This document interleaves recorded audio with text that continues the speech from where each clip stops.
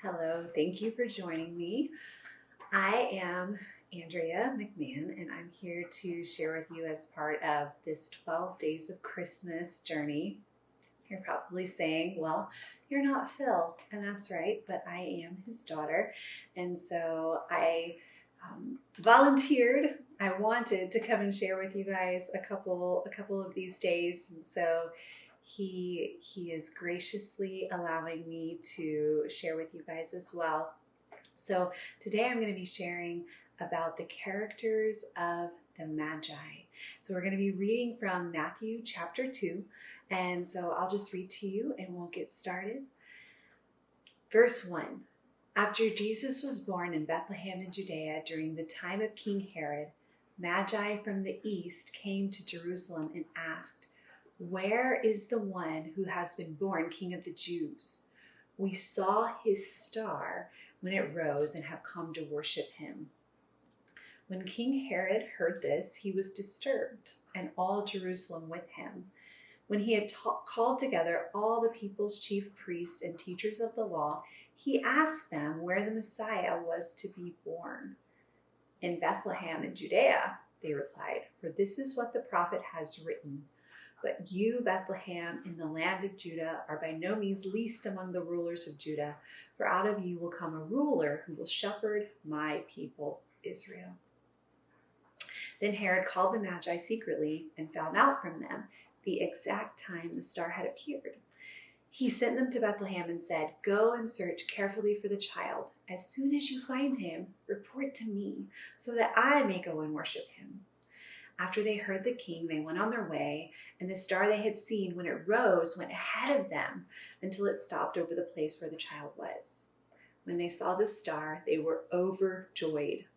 On coming to the house, they saw the child with his mother Mary, and they bowed down and worshipped him. Then they opened their treasures and presented him with gifts of gold, frankincense, and myrrh. And having been warned in a dream not to go back to Herod, they returned to their country by another route. So, who were these Magi? Why are they important to the biblical Christmas story? And by the way, we view them as part of the Christmas story, but you can see that they were in a house. They were no longer in the stable, so this probably happened sometime after Jesus was born. He might have been a toddler, toddling around. It took them some time to make their journey, but who exactly these wise men or these Magi were is a little bit debated. So some say they were from the east. So this shows that they represent people who were not followers of Yahweh, followers of God that we know as Christians, but that they were from some other culture, and that the star being shown to them, it represents the Gentiles or non-Jewish people, and that we have been grafted in. Others say that because they appeared in this in Matthew's gospel and the Bethlehem prophecy was mentioned, that they must have been Jewish, and maybe that they were just dispersed to the Far East because of their exile from Jerusalem. But whoever they were, whatever their background, we can't be sure, but we do know that the Lord showed them who Jesus was, and that they were led to him by a star.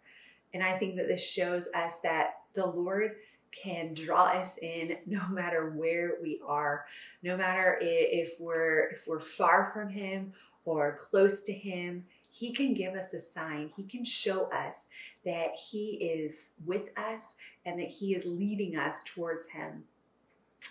Any distance, in miraculous and supernatural ways, the Lord can reveal himself to us. So if you have seen or felt the Lord leading you in a supernatural way, do not be afraid to follow. Secondly, I think they show us that he, Jesus, is worthy to be praised and worshiped. So Jesus was not just a man. He was not just another baby. This wasn't kind of good news. No, this was great news because he was the Son of God. In verse 11, it says that they came and they worshiped him. This worship is the Greek word proskuneo, and you might hear that pros in the beginning, and it reminds you of the English word prostrate. So it means to lower oneself in reverence. So especially for those from the East, it actually means that they would bow in such a way that their foreheads would touch the ground, and that was an expression of profound or extreme reverence and honor. So they were honoring him. They showed that they knew that this baby was something special. So of the gifts that they brought, we can also make certain connections to what they inferred about Jesus. So they brought gold, frankincense, and myrrh. So gold was a precious metal. We know that it was scarce and that it was used even to carve idols in the Old Testament, right? This points to Jesus's nature, that he is worthy to be praised. There's something about gold that reminds us of royalty, right? It was used in palaces and it was used for kings and to show wealth. So Jesus is divine, but he's also royal. He's a king, the King of Kings, actually. They also brought frankincense, which was a symbol of holiness and righteousness, because it was actually used in a lot of burnt offerings or sacrifices to God because it was highly fragrant. And we know that Jesus came to live his life out as a sacrifice. And this is just one way that the wise men, being wise, pointed to knowing who Jesus was, because they knew that he was going to be, his love was going to be a sacrificial love. Lastly, they brought myrrh. And myrrh is important because it was a spice that was used for embalming. So a lot of times people say that this pointed to the fact that Jesus needed to be crucified, or that Jesus's end was to be crucified. And this might have even been a spice that they used when he was placed in the tomb. But I think more than that, it shows that Jesus came in human form. Yes, he was divine. Yes, he was worthy of all of our praise and all of our honor, but he was also human. And he, in coming here, had a willingness to partake in human suffering. He knew what it was to be human. Lastly, the Magi show us that they knew that Jesus was something special and that others did not understand who he was. Because it says they returned to their country by another route. They knew that they needed to protect Jesus from Herod. And it just reminds me of what Paul writes to Timothy in 2 Timothy 1:14, where he says, "Guard the good deposit that was entrusted to you. Guard it with the help of the Holy Spirit who lives in us."